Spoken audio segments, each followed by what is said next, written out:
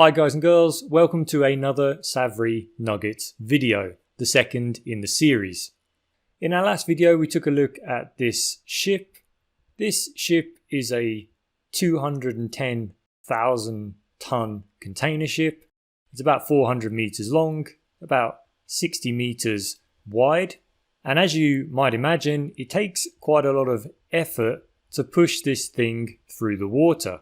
So we're going to need some pretty big engines in order to get the propellers to turn. This ship has two propellers, one on the left there and one over on the right hand side.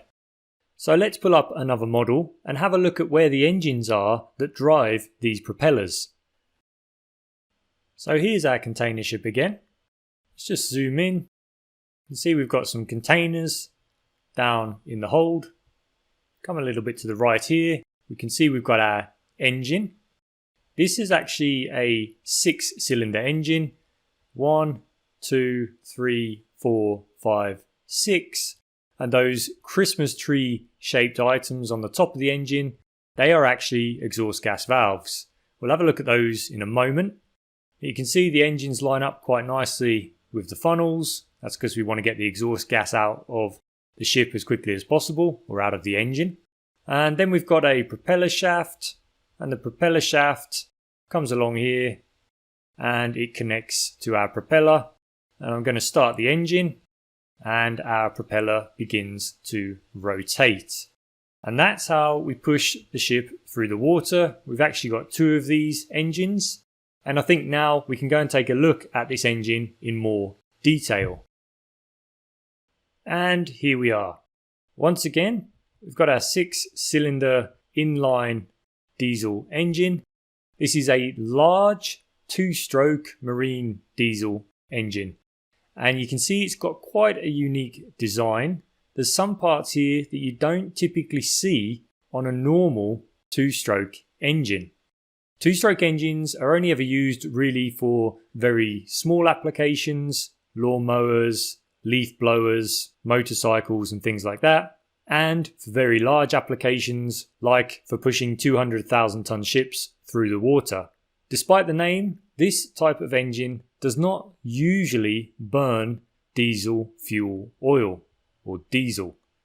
What it actually burns as fuel is heavy fuel oil.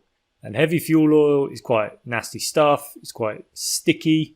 You heat it up in the tanks to about 40-50 degrees Celsius prior to pumping it to the engine, where it's again heated up to about 100 degrees Celsius, and then it will be injected into the engine.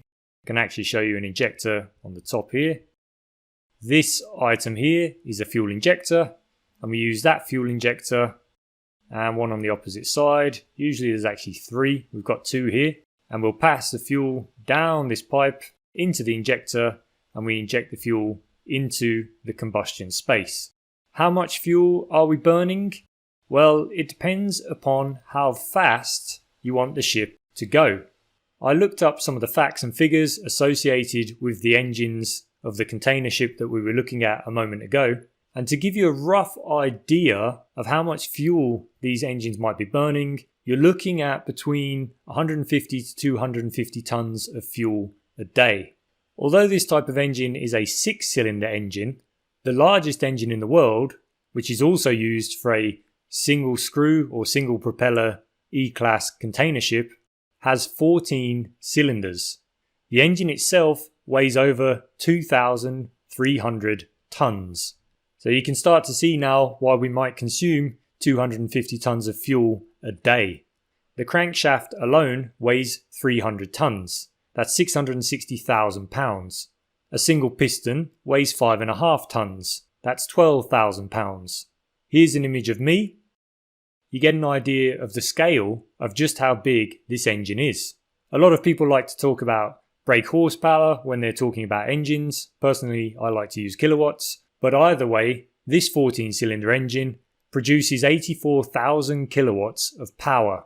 That's 84 megawatts. In terms of brake horsepower, that's about 115,000 brake horsepower. To put that in perspective, if you're looking at a standard bus or a coach that carries about 50 people, the engine in that coach will only have about 450 brake horsepower. The engine itself is only ever going to operate at speeds up to about 100 RPM, which sounds quite slow, but if you consider that the stroke of the engine, that is the distance from top dead center to bottom dead center that each piston has to travel, is 2.5 meters, that's 8.2 feet, then 100 RPM is quite a lot. In terms of speed, you might reach speeds of up to about 23 knots. A knot is a nautical mile. If you want to figure out what a knot is in miles, you times it by about 1.15. So if we are traveling 23 knots, then we would reach a speed of about 26 miles per hour. That's about 43 kilometers an hour if you like to work in metric units. I appreciate that sounds pretty slow, 26 miles per hour, but it's still over 600 miles per day, or about 1,000 kilometers a day. Because ships travel day and night, and if you leave a port like San Francisco and you want to go to Japan, there's not many reasons to stop off or slow down on your way there. So let's now take a look at our large two-stroke marine diesel engine. We'll start off by looking at some of the outside parts. We've got an exhaust gas manifold. That's this silver item. The exhaust gases pass out of the top of the cylinder. They actually come up through this channel and then into this hole. And the exhaust gases would go through the hole and then into the manifold. Exhaust gases are fed to a turbocharger because this is a turbocharged engine. Turbocharging the engine increases efficiency because when the engine is running, it tends to run constantly for potentially a long period of time. If we take our example of traveling from San Francisco to Japan, then we may be at sea for 10 to 14 days. It really depends upon the speed that you're traveling at. If we pass the exhaust gases to the turbocharger though, down through here, we can compress the incoming air. Air actually gets sucked in through these filters here in the turbocharger, and then we pass that compressed air into a cooler. This would be our air cooler, and then the air cooler discharges the air into our air manifold, what we call our charge air manifold. That would be this space inside here. How much air do we need? A lot. Not just depending upon how fast the engine is going, but generally just quite a lot. I used to have to walk around the engine room and I'd walk around measuring the pressure differential across the filters here that were on the turbocharger. And normally there's not so much space to walk past the turbocharger here because there might be a railing or something that makes you walk quite close to the turbocharger filter. What actually happens is you walk past, and as you walk past, you get sucked onto the side of this filter. And if you wanted to, you could give it a little hug almost, and you'd really feel it trying to suck you into the engine. When you walk past with a clipboard, it tries to suck the paper off the clipboard. I used to actually have quite a cool trick that I used to do when I did my engine rounds, or the rounds as they're called. I used to take the piece of paper I was working with, and then I'd just stick it onto the filter while I went round the other side of the turbocharger to check the differential pressure across the turbocharger filter. And you could just go back over here and pick up the paper off the side of the filter, which had remained stuck because of all the air being drawn into the engine. The reason you measure the differential across the filter is because at some point the filter gets dirty and you need to change the filter. As the filter gets dirty over time, you end up with a larger differential pressure across the filter. That is to say, a larger differential pressure measured on the outside of the filter compared to the inside. And that's what tells you when it's time to change the filter. The filter itself is just filter cloth, and usually you can just wrap it around the turbocharger air inlet. Let's keep going though, because we're getting a bit sidetracked by details here. We pass air down to our air cooler, and then we need to cool the air. We're going to use water to cool the air, or cooling water. And the reason we cool the air is because we want the air density to increase. We don't want to cool the air too much because then we get drops of moisture in the air. So typically we'll cool it down to about 40 degrees Celsius and not much further. In terms of pressure, we may have about 1.5 bar, which is about 20 psi. Once we've compressed the air to increase the air density and cooled it again to increase the air density, Then this oxygen-rich air is fed into the charged air manifold. We call it charged air because it's passed through the turbocharger. And this charged air will then be fed into our combustion space or our combustion cylinder. So it will come from this direction here and it will actually travel up and straight in to the combustion space. So we're inside the combustion space or the cylinder, and we've got this long piece of cylindrical steel which is inside our combustion space as well. That is our piston rod. Below the piston rod we have a connecting rod. This differs from most combustion engines, especially small and medium-sized engines, because they don't actually have a piston rod and a connecting rod. They have a connecting rod. Another name for a connecting rod is a con rod. In between the piston rod and the connecting rod is a crosshead. That's this sweet wrapper-shaped item here. Come across here, we can see the guides. The guides fit into these items on the side of the engine. You can see the right angle where they slide along the guides. And that's to hold the crosshead in position and keep it moving along a linear path. Due to the size of the engine and the relatively small bore, the bore of the piston, the bore is just the diameter of the piston, but due to the small bore and very long stroke length of the engine, we need to have this crosshead. If we didn't have the crosshead, the very large pressure that builds up when we get our combustion, let me just move this piston out of the way. When we get our combustion in the space here, there's a huge amount of pressure and that's going to force the piston downwards. We want the piston acting in a linear direction. That's why this piston rod is installed within the engine in a straight line.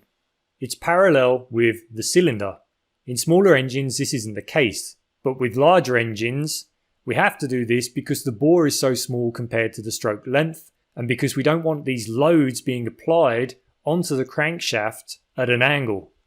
You can see that occurring here with the con rod, but the con rod is much shorter now because it connects only to the crosshead.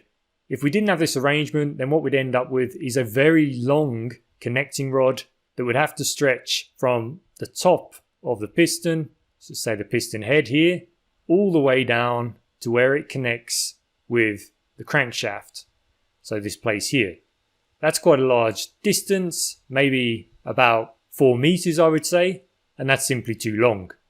So the piston rod connects to the crosshead and the connecting rod connects to the crosshead as well. The connecting rod then connects to the crankshaft and the crankshaft will connect to our propeller shaft.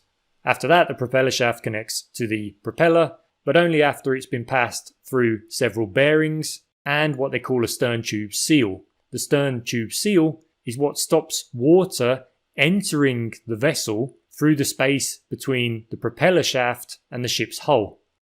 You can see we've got little ladders here. These are the rungs of a ladder, and here's another one.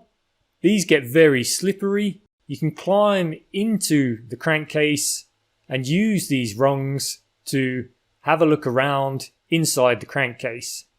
What's actually going to happen is you enter through the crankcase doors. I'm just going to go through this one here.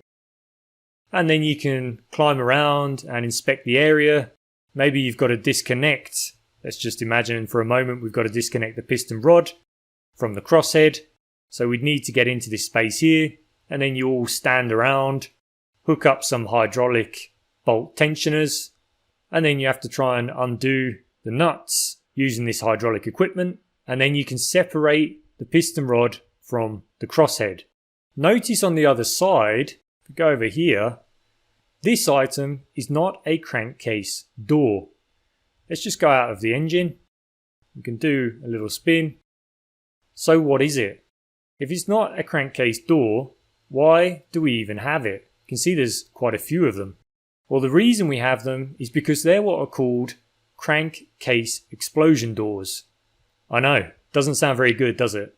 Another name for them, which sounds slightly less terrifying, is crankcase pressure relief valves, PRVs for short.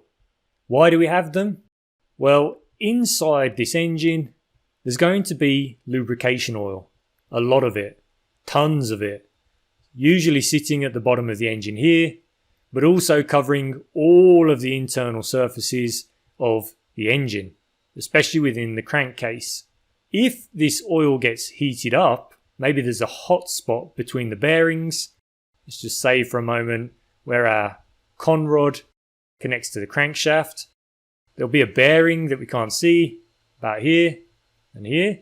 And if this bearing gets hot, it heats up the lubrication oil and you end up with lubrication oil vapor. This vapor then begins to accumulate, let's just imagine, in the top corner of the crankcase here.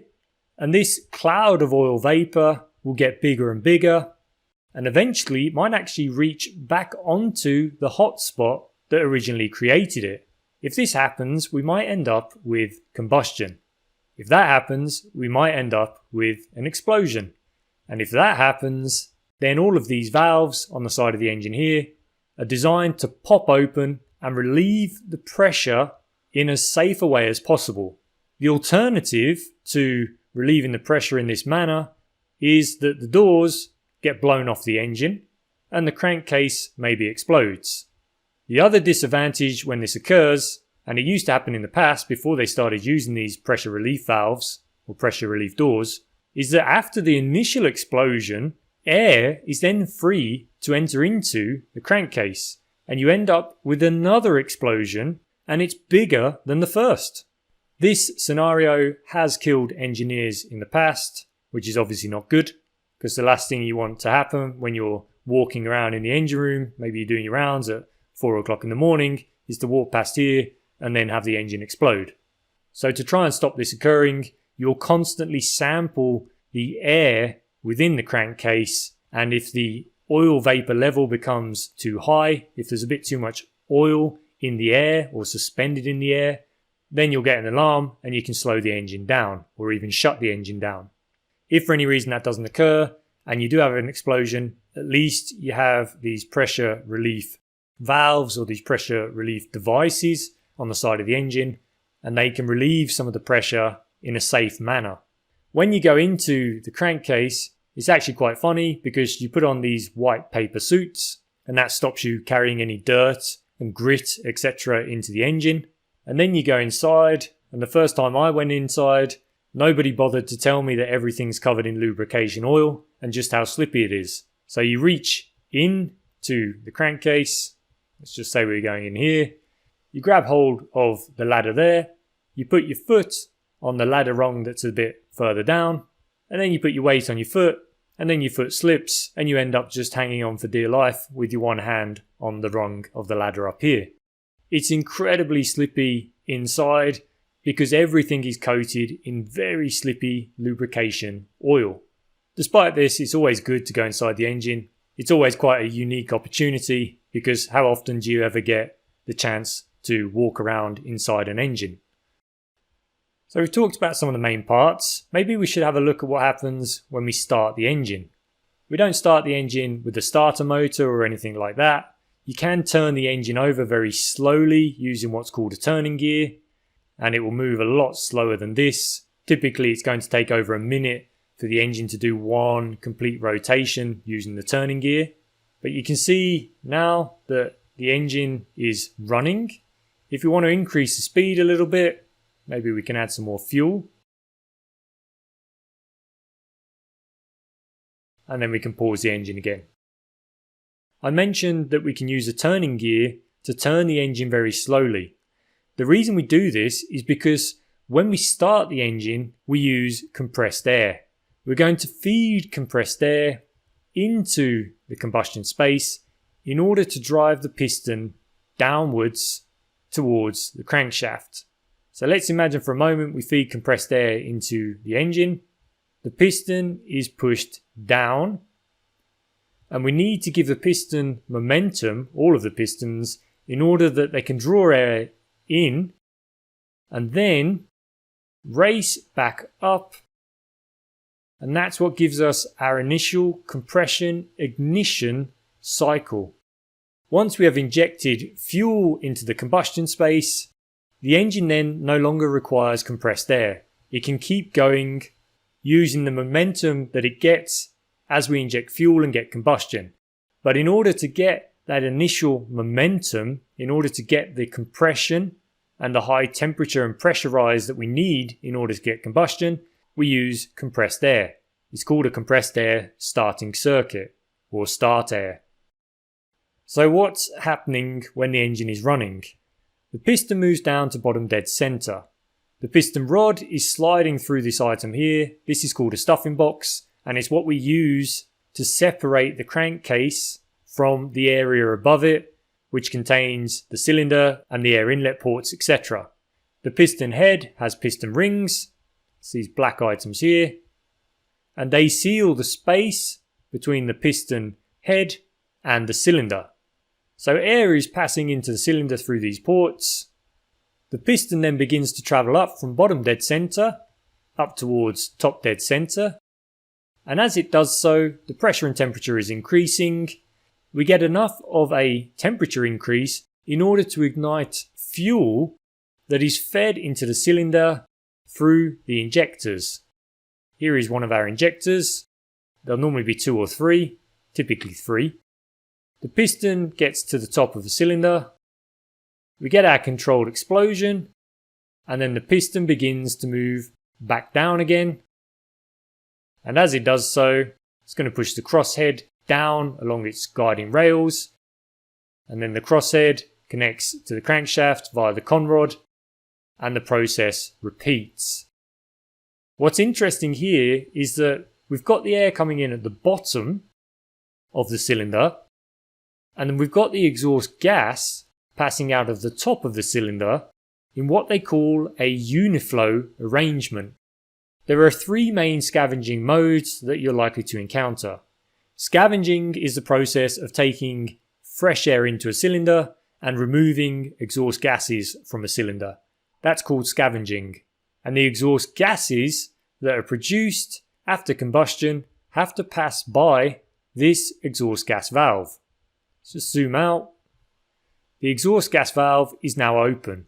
It's open because we're letting air in to the cylinder, and we're going to flush out the exhaust gases. Remember, the air is coming in at pressure, and that pressure difference is what's going to allow the air to come in and push all of the exhaust gases out to flush them out of the cylinder. They'll pass by the exhaust gas valve, and then once the air inlet ports are covered up again, which is going to happen in a moment, the exhaust gas valve will close because we want to compress all of that air in order to get the temperature rise we need for combustion. Diesel engines are compression ignition engines. There's no spark plug here. It's not a spark ignition engine. So the exhaust gas valve, it should already be seated if I'm being honest, but it's a little bit late there. Now it's seated, the piston is going to move back up. We compress all the air. We get combustion, and then we get our controlled explosion. The power stroke starts and the piston moves back down again. And then when we uncover the air inlet ports, the exhaust gas valve opens. Let's back that up again so we can see that. So here we are. There you go. As the air ports are uncovered, the air inlet ports, exhaust gas valve is open, and we flush out the exhaust gases from the cylinder. What's also interesting about this uniflow scavenging arrangement is what happens to the exhaust gas valve when it opens. Keep your eye on this part of the exhaust gas valve where my mouse is now.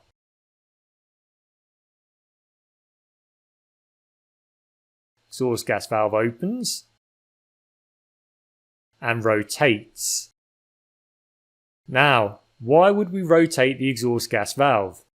The reason that the exhaust gas valve rotates is because we want even wear on the exhaust gas valve and on the seating area where the exhaust gas valve seats.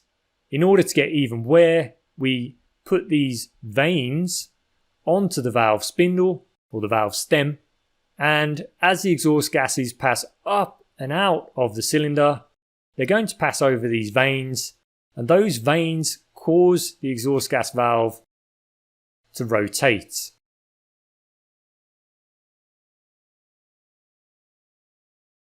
Just like that. And then the exhaust gases pass out and they go to our turbocharger again, specifically our turbocharger turbine. This particular exhaust gas valve is operated by a hydraulic system. We can feed hydraulic oil into the space at the top here to push the exhaust gas valve down. We can feed hydraulic oil into the lower space here to push the valve back onto its seat again. So hydraulic oil on the top causes the valve to open, hydraulic oil on the bottom causes the valve to reseat and close. And if we press play, we should be able to see this circular disc that separates the top and the bottom hydraulic oil chambers move up and down. Hydraulic oil is fed to the top of our exhaust gas valve via this pipe here, and also the one a little bit lower down. Fuel is fed to our fuel injectors via this pipe here. In fact, if we go in the middle, we can actually see an injector on the right and an injector on the left. That's high pressure fuel that's being fed into the combustion space. And there'll be a fuel pump, usually located somewhere around here, or perhaps a bit higher up. And that's what feeds the fuel to the fuel lines and then the fuel injectors. It depends upon the engine design though, because more modern engines use common rail fuel injection systems. We can talk about those maybe in a different video. I think that pretty much sums up our short introduction to this large marine two-stroke diesel engine. I hope you enjoyed the video. If you did, then please do like or share this video on social media. If you want to access any of the 3D models shown in this video, then just head over to saVRee.com. And if you want to learn even more about engineering, then check out saVRee.com, because we've got over 25 hours of video tutorials just like this one. Our courses cover everything from pumps to diesel engines to valves to transformers and many other topics. If you like the video, please leave a comment in the comments area. I really do appreciate it. It's pretty much what gives me the energy and motivation to make more and more of these videos. And I hope to see you on another video soon. Thank you very much for your time.